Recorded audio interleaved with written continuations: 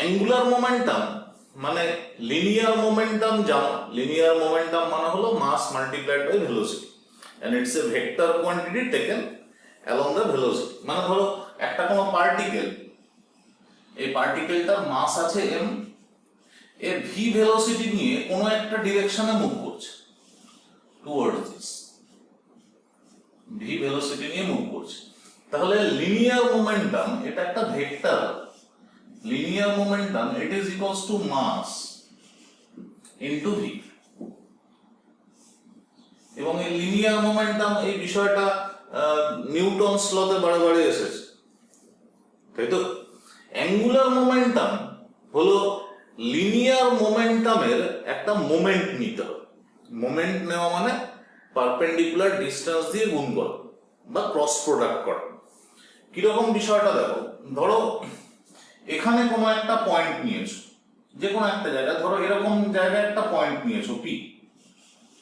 তার কারণ angular momentum যখন নিচ্ছ, অ্যাঙ্গুলার মোমেন্টাম এটা আসে কোথায়? অ্যাঙ্গুলার মোশনের কেসে মানে সার্কুলার মোশনের কেসে, সার্কুলার মোশনের কেসে সবসময় কোনো একটা অ্যাক্সিস অফ রোটেশন দরকার আছে, যে পয়েন্টটাকে সেন্টার করে বডিটা রোটেট করছে বা সার্কুলার মোশনে আছে।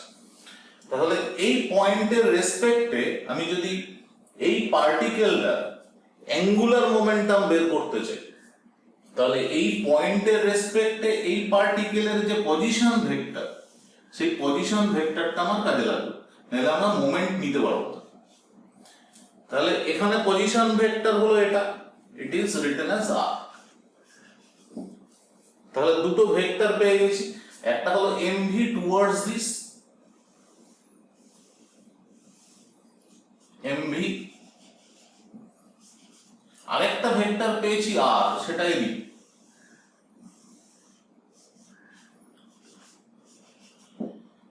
তাই তো? টর্কের ক্ষেত্রে মনে আছে, টর্কের ক্ষেত্রে আর ক্রস এফ করেছিল। তাহলে অ্যাঙ্গুলার মোমেন্টাম যদি আমরা নিই, অ্যাঙ্গুলার মোমেন্টাম সাধারণত জে দিয়ে স্পেসিফাই করা, অনেক জায়গায় এল দিয়ে স্পেসিফাই করা থাকতে পারে। অ্যাঙ্গুলার মোমেন্টাম জে, এটা যদি ভেক্টর হিসেবে লেখো, ইট উইল বি কত? আর ক্রস এম।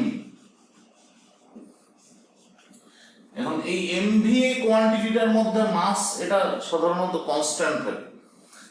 তো মাস যদি আমরা কনস্ট্যান্ট হিসেবে বের করে নিয়ে আসি বাইরে, it will be m into r cross v। Clear? তার মানে ভেলোসিটির মোমেন্ট নিয়ে তাকে মাস দিয়ে গুণ করলে যেটা পাবে সেটা হলো অ্যাঙ্গুলার মোমেন্টাম। এই অ্যাঙ্গেলটা যদি থিটা। নেক্সট হলো অ্যাঙ্গুলার মোমেন্টামের ডিরেকশন কোন দিকে। অ্যাঙ্গুলার মোমেন্টামের ডিরেকশন কোন দিকে হবে খুব পরিষ্কার ভাবে তোমরা ভেক্টর প্রোডাক্ট এখানে যদি কাজে লাগাও, ভেক্টর প্রোডাক্টের ক্ষেত্রে কি হয়? আর ক্রস ভি, আর যদি ভি এর দিকে রোটেট করে বা আর যদি এম ভি এর দিকে রোটেট করে, দেন ডিরেকশন অফ রোটেশন হলো এটা, ইট ইজ নেগেটিভ রোটেশন মানে ক্লকওয়াইজ রোটেশন। এই রোটেশনটাকে তোমরা ডিরেকশন দেখানোর জন্য এটাকে ক্লকওয়াইজ লিখতে পারো।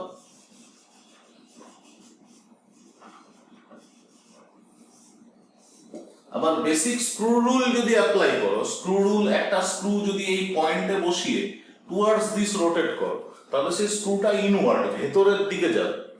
যদি ভেতরের দিকে যায় তাহলে ডিরেকশন ইনওয়ার্ডও লিখতে পারো।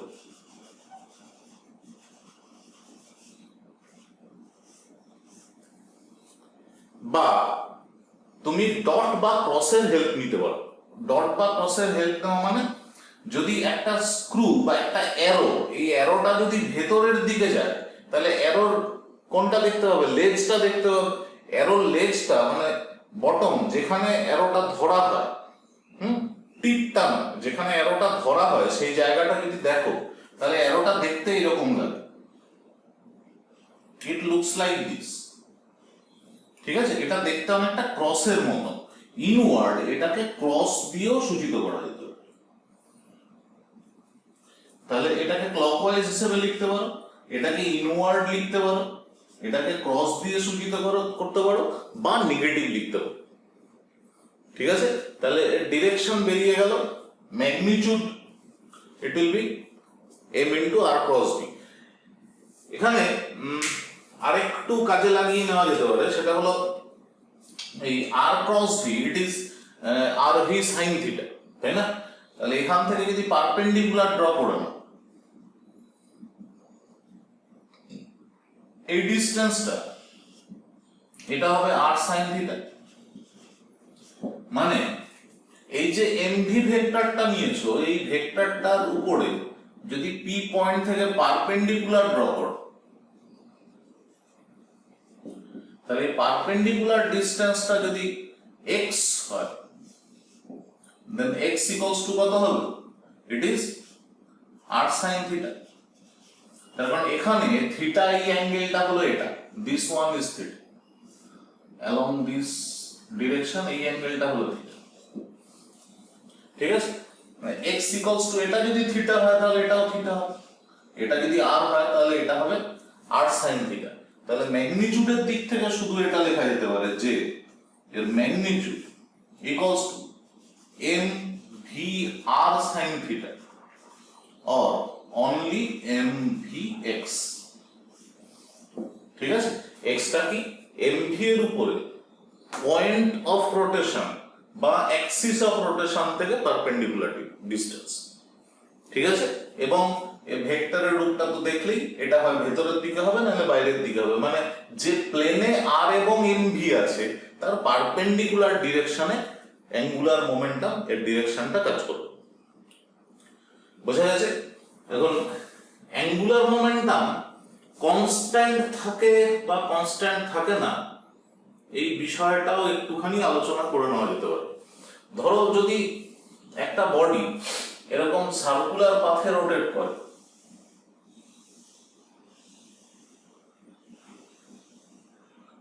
এরকম সার্কুলার পাথে রোটেট করে, তাহলে এই পয়েন্টে রেসপেক্টে যদি অ্যাঙ্গুলার মোমেন্টাম নাও, ধরো রোটেশনের ডিরেকশন এটা, it is positive rotation anti clockwise, এভাবে যদি রোটেট করে তাহলে এই পয়েন্টে ভেলোসিটির ডিরেকশনের দিকে হবে ট্যানজেনশিয়াল।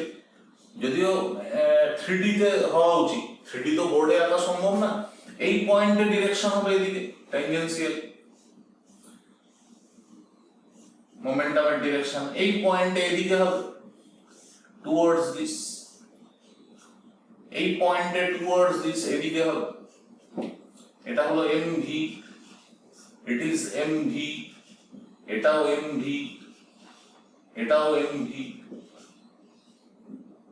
তাহলে প্রত্যেকটা কেসে লিনিয়ার মোমেন্টাম, এই লিনিয়ার মোমেন্টাম এটা ট্যানজেনশিয়ালি কাজ করবে, তাই না? আর এই পয়েন্টে যদি তুমি শুধুমাত্র এই লাইনটা অ্যাড করো, এটাই রেডিয়াস ভেক্টর দেখাবে এবং রেডিয়াস ভেক্টর আর এই ট্যানজেনশিয়াল ভেলোসিটির মধ্যে অ্যাঙ্গেলটা 90 ডিগ্রি। থিটার ভ্যালু যদি 90 ডিগ্রি বসাও তাহলে x ইকুয়ালস টু r, তাই না? এবং ডিরেকশন কোন দিকে হবে?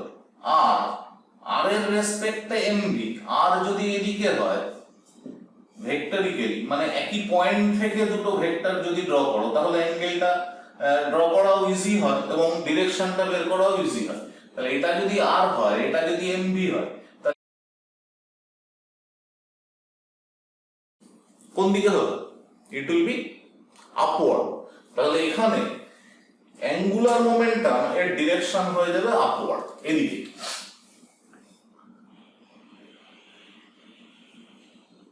অ্যাঙ্গুলার মোমেন্টামের ডিরেকশন হবে about this point of rotation, ঠিক আছে? It will be direction of J. Clear? এখানের কোনো পয়েন্টের রেসপেক্টেও যদি তুমি নাও, তাহলে এখান থেকে যদি পারপেন্ডিকুলার ড্র করো, এই অ্যাঙ্গেলটাও 90 ডিগ্রি হবে এবং এদিকে আর রেডিয়াস ভেক্টরের ডিরেকশন এদিকে আর ক্রস এমভি, এখানেও রোটেশনটা একই রকম হবে। কি রকম হবে? It will be anti clockwise.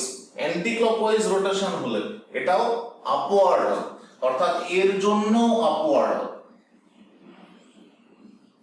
প্রতিটা পয়েন্টের কেসে, যে কোনো পয়েন্টের কেসে এরকম যদি কোনো পয়েন্ট নাও তাহলেও আপওয়ার্ড হবে। এখানেও যদি কোনো পয়েন্ট নাও, রেডিয়াস ভেক্টর এদিকে টুয়ার্ডস দিস, এই অ্যাঙ্গেলটা 90 ডিগ্রি। এখানেও দেখো এটা আর এটা এমভি, আর ক্রস এমভি করলে ইট উইল বি আপওয়ার্ড। তাহলে প্রত্যেকটা কেসেই লিনিয়ার মোমেন্টামের ডিরেকশন প্রত্যেকটা মোমেন্টে চেঞ্জ হচ্ছে, কিন্তু অ্যাঙ্গুলার মোমেন্টামের ডিরেকশনটা সবসময় আনচেঞ্জ থাকবে, এবং যদি ভেলোসিটি কনস্ট্যান্ট থাকে তাহলে এর ম্যাগনিটিউডটাও কনস্ট্যান্ট থাকবে। অর্থাৎ এক্ষেত্রে এই বডিটা কনস্ট্যান্ট অ্যাঙ্গুলার মোমেন্টাম নিয়ে রোটেট করবে, সব দিক থেকে কনস্ট্যান্ট। কিন্তু এই পয়েন্টটা যদি এখানে না নিয়ে এখানে কোথাও, তাহলে কেবলমাত্র ম্যাগনিটিউডটা কনস্ট্যান্ট থাকবে, ডিরেকশনটা আলাদা হয়ে যাবে। কিরকম দেখো, যদি তুমি এরকম কোনো পয়েন্টের রেসপেক্টে নাও, তাহলে এখান থেকে পারপেন্ডিকুলার যদি ড্র করো বা এখান থেকে একটা লাইন দিয়ে যদি এটাকে জয়েন করে দাও, তাহলে এই অ্যাঙ্গেলটা অটোমেটিক্যালি 90 ডিগ্রি হয়ে যাচ্ছে। বাট এখানে আর এর ডিরেকশনটা এদিকে হবে, মানে এই প্লেনটাতে থাকবে, এটা আর এদিকে এমবি। তাহলে আর ক্রস এমবি যদি করো তার ডিরেকশন এদিকে হবে, অর্থাৎ আর এই যে আর ভেক্টর তার সঙ্গে পারপেন্ডিকুলার থাকবে। বুঝতে পারছো তো? এই অ্যাঙ্গেলটাও 90 ডিগ্রি হবে, দিস অ্যাঙ্গেল। এখানে যদি জয়েন করো, এই পয়েন্টটাতে যদি জয়েন করো, হ্যাঁ, এখানে ঠিক বোঝা যাচ্ছে না এই পয়েন্টটার ক্ষেত্রে এটা এই পয়েন্টের সঙ্গে অ্যাড হয়েছে, এটা এই দিক থেকে বাইরের দিকে এসেছে, তাহলে এই অ্যাঙ্গেলটাও 90 ডিগ্রি। বুঝতে পেরেছো তো? এখানে আর এর সঙ্গে পারপেন্ডিকুলার যদি হয়, এর ডিরেকশনটা এদিকে থাকে। ইট ইজ অ্যাঙ্গুলার মোমেন্টাম, বা যে দিয়ে সূচিত করো, এখানেও এটা অ্যাঙ্গুলার মোমেন্টাম সূচিত করো। এর ভ্যালুও যা হবে এর ভ্যালুও তাই হবে, সেম। বুঝতে পেরেছো তো? ম্যাগনিটিউড সেম হবে, বাট ডিরেকশনটা আলাদা হয়ে যাবে। শুধুমাত্র এই প্লেনের মধ্যে কেবল এই পয়েন্টের রেসপেক্টে যদি তুমি অ্যাঙ্গুলার মোমেন্টাম নাও, তাহলেই সেটা কেবলমাত্র কনস্ট্যান্ট থাকে। অন্য কোনো পয়েন্টের রেসপেক্টে যদি নাও, তাহলে হয় ম্যাগনিটিউড চেঞ্জ হয়ে যাবে, নাইলে ডিরেকশন চেঞ্জ হয়ে যাবে। ক্লিয়ার? এমনি বেসিক সাধারণ আইডিয়া, যদিও সব সময় সমস্তটাই কাজে লাগে না, কিছুটা কাজে লাগাতে হয় যতটা আমাদের দরকার পড়ে। এবারে রিজিড বডির কেসে অ্যাঙ্গুলার মোমেন্টাম, রিজিড বডির কেসে অ্যাঙ্গুলার মোমেন্টাম, এটাকে নিয়ে যদি ভাবতে হয়, ধরো কোনো একটা রিজিড বডি আছে, এরকম কোনো একটা ডিস্ক আছে, এটা একটা রিজিড বডি।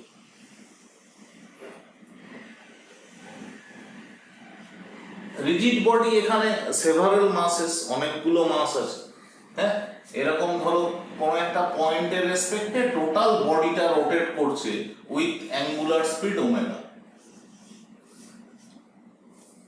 ঠিক আছে? এক একটা পয়েন্ট এখান থেকে এক একটা ডিস্টেন্সে আছে, সেভারাল ডিস্টেন্সে আলাদা আলাদা পয়েন্ট আছে।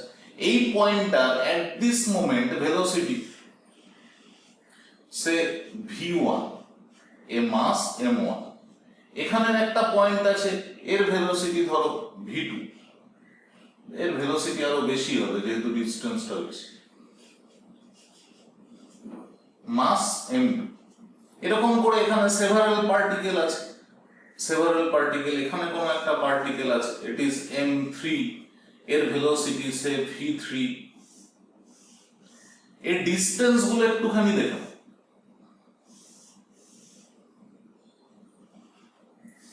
এই ডিসটেন্সটা ধরো r1, এই ডিসটেন্সটা ধরো r2, this one is m1, এই ডিসটেন্সটা ধরো r3।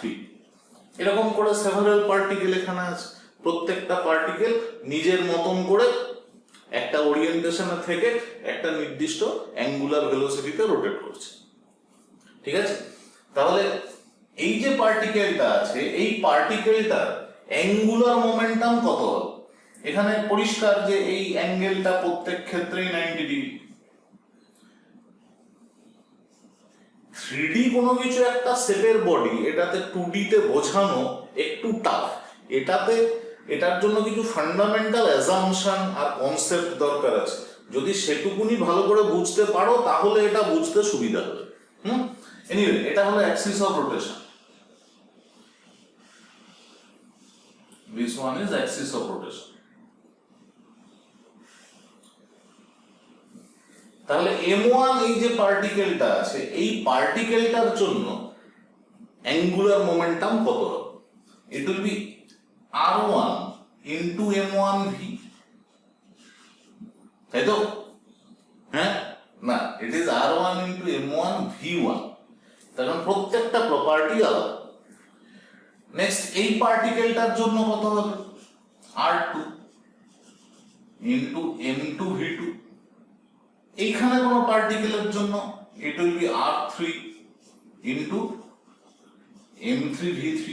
এরকম বিভিন্ন অ্যাঙ্গুলার মোমেন্টাম হবে, এবং অ্যাঙ্গুলার মোমেন্টাম প্রত্যেকটা যে পাবে এই r এবং v1, r ক্রস v1, মানে এদিকে যদি r নাও এদিকে যদি v1 now, towards this r এদিকে v1, r2 v1 যদি রোটেট করো, অ্যাঙ্গুলার মোমেন্টামের ডিরেকশন সবকটা আপওয়ার্ডই থাকবে, থাকবে না? তাহলে অ্যাঙ্গুলার মোমেন্টাম, প্রত্যেকটা পার্টিকেলের অ্যাঙ্গুলার মোমেন্টাম গুলো যদি অ্যাড করতে চাও, ওটা স্কেলারের মতন অ্যাড করলেই হবে, যেহেতু প্রতিটা অ্যাঙ্গুলার মোমেন্টামের মধ্যে অ্যাঙ্গেল 0 ডিগ্রি। তাদের ভ্যালু আলাদা হোক, বাট তাদের ডিরেকশন সবকটা একই দিকে। 0 ডিগ্রি অ্যাঙ্গেল থাকলে ভেক্টরগুলো স্কেলারের মতন বিহেভ করে। এনিওয়ে, আমি এখানে v1টাকে শুধু চেঞ্জ করব, it is r1 into m1। v1 can be replaced by r1 omega. Similarly এটা কত লেখা যেতে পারে? r2 m2, এটা r2 ওমেগা হিসেবে লিখতে পারো, এটা r3 m3 r3 ওমেগা হিসেবে লেখা যেতে পারে, তাই তো? দেখো তো আলটিমেটলি কত এসছে? m1 r1 square omega, m2 r2 square omega, m3 r3 square omega, তাই না? তাহলে টোটাল অ্যাঙ্গুলার মোমেন্টাম যে নেট, এটা ইকুয়ালস টু কত লেখা যেতে পারে? Omega into m1 r1 square plus m2 r2 square, তাই না? এই টার্মটা দেখো চেনা চেনা লাগছে। এতদিন পর্যন্ত আমরা যতটা পড়াশোনা করেছি তাতে এই টার্মটা সম্বন্ধে একটা কনসেপ্ট অলরেডি তৈরি হয়ে গেছে। It is nothing but I omega,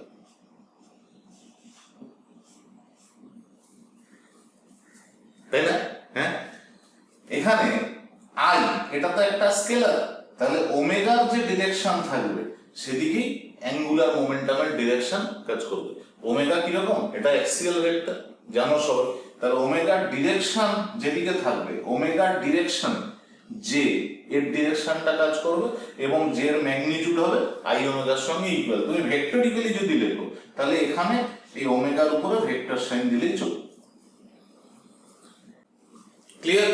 এবারে দেখো নিউটনস ল যেরকম পড়েছিলাম, Newton's law was laws of মোশনে আমরা যেটা পড়েছিলাম, সেটা হলো যে এক্সটার্নাল এজেন্ট হিসেবে যদি ফোর্স কাজ করে তাহলে বডি লিনিয়ার মোমেন্টাম চেঞ্জ হয়, এবং ফোর্সের সঙ্গে লিনিয়ার মোমেন্টামের একটা সম্পর্ক আছে, তাই তো? সেরকম ভাবে যদি এক্সটার্নাল এজেন্ট হিসেবে রোটেশনাল মোশন বা সার্কুলার মোশনের কেসে টর্ক কাজ করে, তাহলে টর্ককে এক্সটার্নাল এজেন্ট হিসেবে এখানে মেনে নিতে হবে। টর্ক কি করবে? অ্যাঙ্গুলার মোমেন্টাম চেঞ্জ করবে। তাহলে ফোর্সের সঙ্গে লিনিয়ার মোমেন্টামের যেরকম সম্পর্ক ছিল, টর্কের সঙ্গেও অ্যাঙ্গুলার মোমেন্টামের একই রকম সম্পর্ক থাকবে। সম্পর্কটা কিরকম হবে না, ফোর্সের সঙ্গে লিনিয়ার মোমেন্টামের সম্পর্ক কি ছিল? F ইকুয়ালস টু কত পেয়েছিলাম? dp/dt, তাই তো? নিউটন সেকেন্ড ল মনে আছে? রেটিং চেঞ্জ ইন মোমেন্টামের সঙ্গে ডাইরেক্টলি প্রপোর্শনাল। এখানে আমরা প্রপোর্শনাল কনস্ট্যান্টটা তুলে নেওয়ার একটা পদ্ধতি বের করেছিলাম। এই কেসেও এক্সটার্নাল এজেন্ট হিসেবে টর্ক যদি নাও, টাউ ইকুয়ালস টু হয়ে যাবে T of G, where j equals to actually i omega।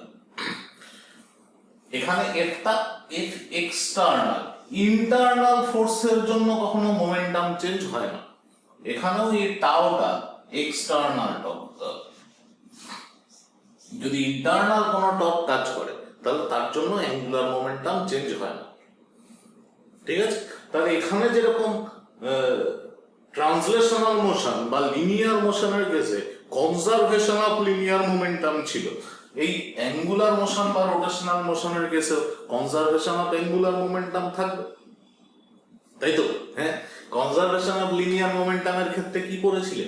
যদি এফ এক্সটার্নাল ইকুয়ালস টু 0 হয় তাহলে ডিপি ডিটি ইকুয়ালস টু 0, তাই না? F external equals to 0, F external equals to 0, that means DP DT এটা equals to 0, তার মানে DP equals to 0, তাহলে P remains constant.